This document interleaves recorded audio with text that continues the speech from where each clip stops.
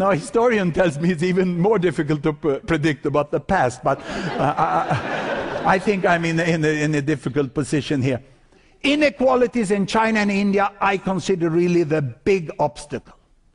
Because to bring the entire population into growth and prosperity is what will create a domestic market, what will avoid social instability, and which will make use of the entire capacity of the population. So social investments in health, education and infrastructure and electricity is really what is needed in India and China.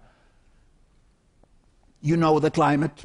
We have great international experts within India telling us that the climate is changing and actions has to be taken. Otherwise, China and India would be the countries most to suffer from climate change. And I consider India and China the best partners in the world in a good global climate policy.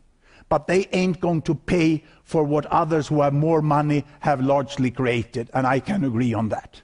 But what I'm really worried about is war. Will the former rich countries really accept a completely changed world economy and a shift of power away from where it has been the last 50 to 100 to 150 years back to Asia? And will Asia be able to handle that new position of being in charge of being the most mighty and governors of the world?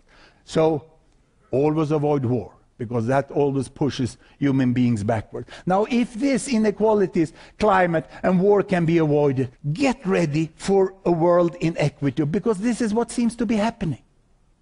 And that vision that I got as a young student, 1972, that Indians can be much better than Swedes, is just about to happen. And it will happen precisely the year 2048, in the later part of the summer, in July, more precisely the 27th of July.